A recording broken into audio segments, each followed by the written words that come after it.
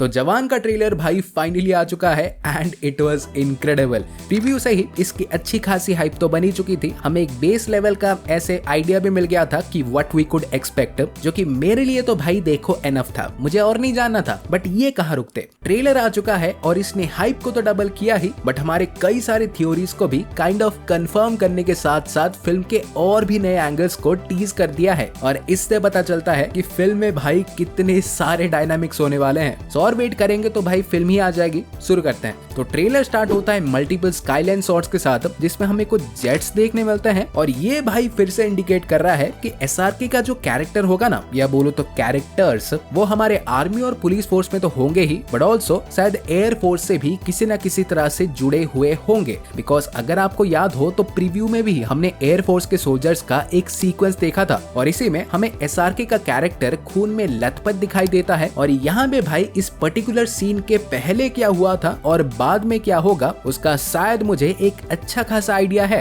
Like ये तो भाई अब पूरी तरह से कंफर्म ही हो चुका है कि फिल्म में हमें एसआरके के दो कैरेक्टर्स देखने मिलेंगे एंड मोस्ट प्रोबेबली बाप बेटे ही हैं। लाइक मस्टैच वाला यानी आर्मी का विक्रम राठौड़ बाप होंगे और प्रोबेबली ये चिकना वाला यानी आजाद उनका बेटा। सो यहाँ पे आई थिंक फादर वाला कैरेक्टर जो कि आर्मी में था, उनके स्क्वाड को एक दिन किसी एक लोकेशन में भेजा गया होगा, किसी एक मिशन में, जो कि एक्चुअली में भाई एक खतरनाक एम्बुश होगा, जिसमें ऑब्वियसली हमारे विक्रम राठौर के प्रोबेबली सारे के सारे स्क्वाड मेट्स मर जाएंगे और वो भी बुरी तरह से इंजर्ड हो जाएगा। और देखो मैं श्योर तो नहीं हूँ, बट हो सकता है कि जो एम्बुश हुआ होगा उसमें प्रोबेबली हमारे विजय सेतुपति जो कि फिल्म के मेन विलन होंगे और सिस्टम के भी कुछ करप्टेड लोगों का लेना देना हो सकता है। लाइक हु नोज भाई, दुनिया का one of the biggest weapon dealer है, सो हो सकता है कि इन टेररिस्ट लोगों को भी उसी ने ही वेपन्स प्रोवाइड किए होंगे और ऐसे ही बहुत सारे क्रिमिनल ऑर्गेनाइजेशंस को ऑलरेडी कर रहा हो। और इसीलिए ही लेटर सीन में विक्रम राठौर ने कहा था कि हम देखो देश के लिए 1000 बार जान दे सकते हैं, बट तुम्हारे जैसे देश बेचने वालों के लिए बिल्कुल नहीं। बट अगेन फिर से सीन पे लौट आए तो यहाँ पे देखने मिलता है कि एम्बुश के बाद हमारे एसआरके का कैरेक्टर ऐसे पूरा खत्म ही हो चुका है। सो वहाँ के लोकल्स उसे कैरी करके अपने विलेज ले रहे हैं ट्रीटमेंट के लिए, बट लिटिल दे नो उनके विलेज पे भी अटैक हो जाता है। सो एसआरके यहाँ पे सस्ते मून नाइट का अवतार लेके विलेजर्स की रक्षा करते हैं और हो सकता है कि प्रोबेबली उसने यहीं से ही डिसाइड कर लिया होगा कि सिस्टम को भाई सीधा करने के लिए उसे भी टेढ़ा होना होगा और उसके एंटी हीरोइस्टिक टर्न की शुरुआत यहीं से हुई होगी। बिकॉज अगले शॉट्स में ही हमें उनका मेहम देखने मिलता है, कभी रेलवे स्टेशन में कभी हॉस्पिटल में। और यहाँ पे भाई लोगों को देख के जो लग रहा है कि ये भाई अच्छे खासे टाइम से अपने कोऑर्डिनेटेड मिशंस को एग्जीक्यूट कर रहे हैं। लाइक इतने टाइम से कि लोग इन्हें और इनके नारियों की सेना को रॉबिन हुड बोलने लगे, जिससे भाई ये क्लियर हो जाता है कि बंदे का तरीका भाई इलीगल है बट पब्लिक के लिए उसके काम बेनिफिशियली होते हैं। So obviously people love them, but police force के लिए ये सेम चीज नहीं कह सकते। बिकॉज अगले शॉट से ही पुलिस हाथ धोकर इनके पीछे पड़ी है और वो भी भाई प्रोबेबली एसआरके के दोनों कैरेक्टर्स के पीछे, जिससे देखो मुझे एक चीज डाउट होने लगी है। लाइक हमारे ओल्डर एसआरके तो भाई टेढ़ा होगा ही, बट मे भी उसका बेटा यानी यंगर एसआरके भी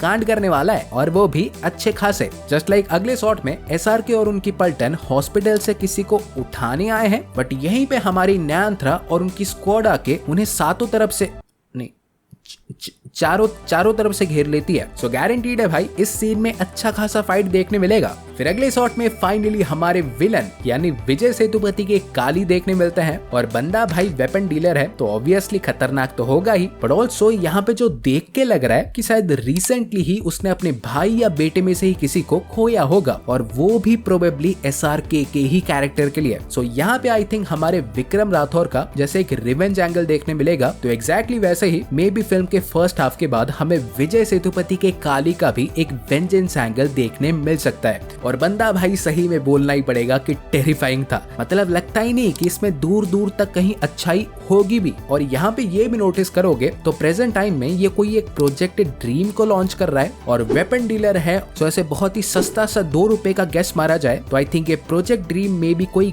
बायोकेमिकल वेपन हो सकता है जिसको ये इंटरनेशनल मार्केट में सेल करना चाहता है। सो इसीलिए इसने सस्ते बेन जैसे तरह तरह के बायर्स को बुलाया है और हु नोज भाई मे बी इस वेपन को वो पहले भी यूज कर चुका हो, बिकॉज लेटर सीन में बहुत से बच्चे हॉस्पिटल में देखने मिलते हैं और देख के लग रहा है कि इनकी ऐसी हालत भाई कुछ कंज्यूम करने से ही हुई है। बट इसके बाद वाला सीन भाई क्लासी था, मासी था, मौसा था, सब कुछ था। लाइक प्रोबेबली ये चिंटू पिंटू गुंडों ने यंगर एसआरके और नैंथरा को ऐसे कैप्चर कर लिया होगा। सो नाउ फाइनली पिताजी की एंट्री होती है और क्या ही होती है भाई, ये जो डायलॉग था बेटे को हाथ लगाने से पहले बाप से बात कर, आई डोंट नो भाई ये बहुत ही रियल लगा। और इस फ्रेम पे नोटिस करोगे तो यहाँ पे भाई एक कबूतर भी है जो कि अब भाई पूरी तरह से ऑब्वियस हो चुका है कि इस ओल्डर एसआरके का एक सिग्नेचर टाइप है I think. But in the end भाई ट्रेलर खत्म होता है कुछ बैड एस सीन्स के साथ और यहाँ के ट्रांजिशंस भाई टोटली सिक थे। अरे बेल्ट वाले सीन का तो भाई एक फैन बेस बनाओ अलग सा।